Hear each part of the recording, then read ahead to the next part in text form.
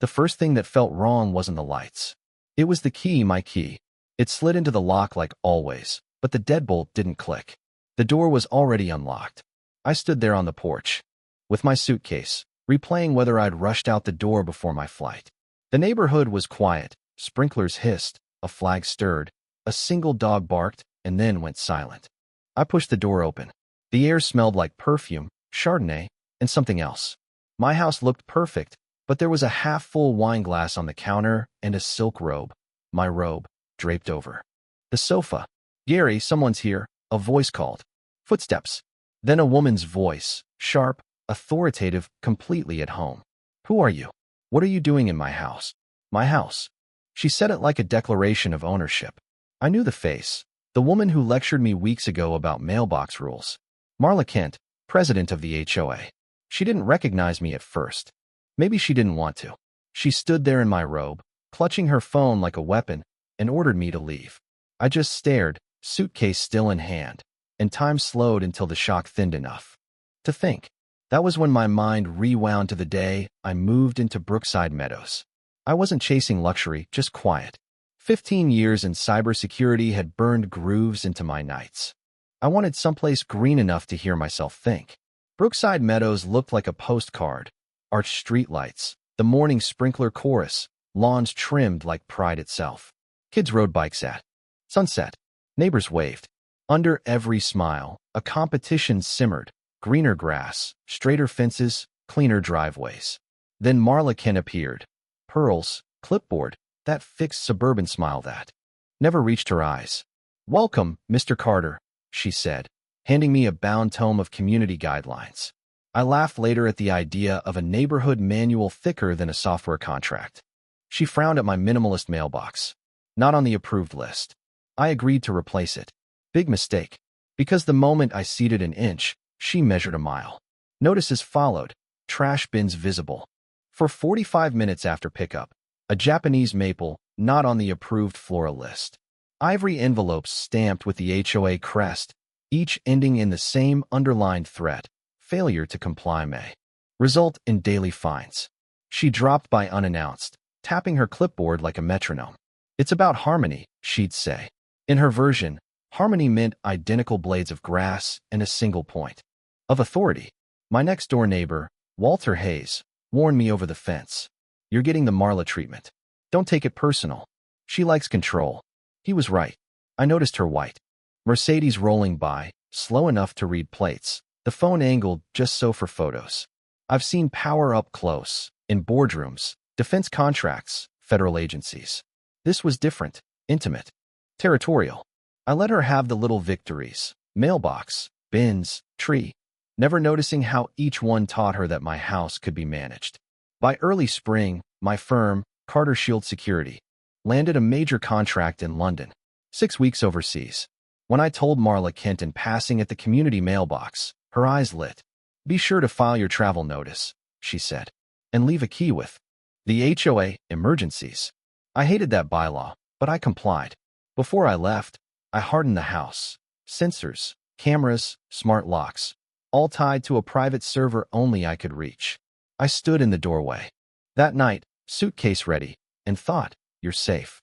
2 weeks in, between meetings above the Thames, an alert pinged. Thermostat override, master bedroom. Then a smart fridge inventory. Update, someone added a brand I never buy.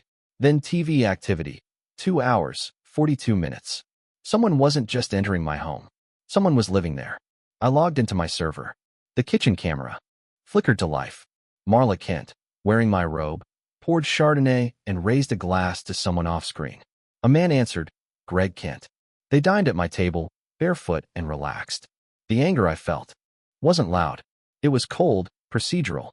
I cataloged timestamps, motion triggers, thermostat adjustments, the soft rock playlists on my speakers, her soundtrack to entitlement. When I saw her in my office, tracing her fingers across the desk, opening a drawer, lingering over a photo of my late wife, the decision crystallized. This wasn't a call the police moment. It was a set the trap moment. While London slept, I worked. I mapped their patterns. Lights on at 7, coffee brewed, Greg rummaging through my office afternoons. One night, 5 new devices joined my Wi-Fi company. The next morning's video confirmed it. 2 couples on my patio, toasting under my string lights. Perks of the board, Marla laughed. I went deeper into the HOA's internal email system. It was laughably soft. I found the Brookside Stewardship Initiative, a glossy name for a control network. New road cameras routed through Marla's home router. Keypad mailboxes with emergency access. Long travel residents pressured to temporarily transfer maintenance rights to the HOA, which conveniently meant entry and occupancy. Financials showed steady reimbursements flowing into shell accounts tied to Greg. Evidence wasn't enough. I needed her caught, unmistakably, in the act. I moved my flight up a week and enlisted an old friend. We wrapped a rented van with a utility logo and badges for CityGrid Services, authorized contractor.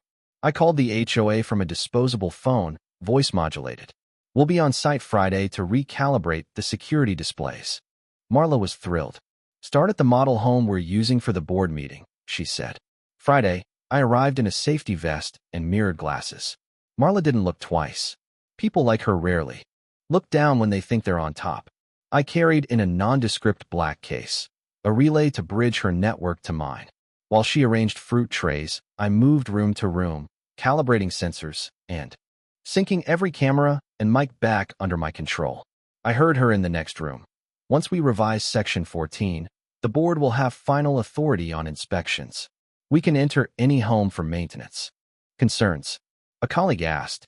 Even when people are home. She smiled. Exactly. Liability coverage. It's for everyone's safety. I marked the timestamps and let the relay stream to my van. The operation console. That night, Marla hosted an executive meeting in my living room. The HOA emblem glowed on the projector. She spoke about protecting our beautiful community. Then she jabbed at me. Certain residents think rules don't apply, status, money, immunity. The HDMI cable trailed neatly from her laptop to the projector. When she clicked to the next slide, I switched inputs. The emblem vanished. A 4K video filled the wall. Marla in my robe, sipping my wine, laughing at my table. Her voice followed. When you're on the board, you get certain perks. Greg's voice. What if he comes back early? Her fatal line, he won't. I have his itinerary. Gasps ricocheted through the room. This is fake, she shouted, color draining. I stepped through the doorway. Walter Hayes had already opened it for me. Phones turned. You're supposed to be in London, Marla said, almost pleading. I said, laying my briefcase on the counter. And everything you just saw was recorded by the system I designed. I tapped my phone. Split screen. Marla in my office, opening drawers, touching the photo of my wife. This isn't about fines, I said to the room. It's about trust. 2 uniformed officers entered, followed by Alicia Grant, my attorney. Evening, she said evenly. We have a warrant for unlawful entry, property theft, and misuse of HOA authority. The cuffs clicked. Outside, the crowd buzzed. For the first time, Brookside Meadows wasn't afraid of its president. The next morning, news vans idled by the entrance. Local HOA president. Arrested. Residents whispered, then spoke, then testified. Greg flipped, turning over financials. The board resigned in a single afternoon. At an emergency meeting, Walter Hayes was named interim president. They dissolved the Brookside Stewardship Initiative, revoked the emergency key bylaw, restored homeowner privacy. The HOA went back to what it should have been, boring and harmless. The DA moved fast. With airtight metadata, layered audio, synchronized timecodes, live signature fluctuations from the lights and thermostat, Marla pled guilty to unlawful entry, property theft, and breach of fiduciary duty. Probation, heavy fines, restitution. I didn't attend sentencing. In the weeks that followed, the neighborhood exhaled. I replaced the hideous compliant mailbox with the sleek black steel one I'd wanted from the start, a small act of reclamation. Mornings sounded like sprinklers again. Walter trimmed his hedges. Kids raced down Maple Crest Lane. I tuned my system from obsession to oversight. No constant feeds, just a quiet guardian. Then a plain envelope arrived. Corrections issue stock, my name printed in neat blue ink. I knew who it was before I opened it. The handwriting was small and formal. Mr. Carter, the court requires me to write acknowledgments. That's not why I'm writing. Control isn't leadership. It's fear. You were right to stop me. I won't ask forgiveness. Tell Walter I'm sorry for the gnome. M. Kent. I read it twice and filed it beside my wife's photo, not as a trophy, but as a reminder that even tyrants are human once they fall silent. People think technology makes us safe. Truth is, it only makes us seen. I spent years building systems to watch everything and believed enough data would explain everyone. Marla taught me a different lesson. Control isn't understanding. You can graph motion and map habits and still miss the human soul, the part that breaks rules, loves, lies, regrets, and sometimes makes amends. She thought power came from rules. I thought it came from perfect systems. We were mirrors of the same fear. These days I still run Carter Shield security, but I spend more time teaching companies how not to become the threat, how unchecked control turns even good intentions into weapons. Walter says Brookside Meadows finally feels alive again. Messy, imperfect, human. I believe him. I stand at the window with my coffee and watch the ordinary. Bikes on driveways, a neighbor waving, a leaf that refuses to be swept. No alerts, no sirens, just life, unsupervised. That's the point, I think, the clear ending I had to earn. Justice didn't come from shouting or from the heaviest hand.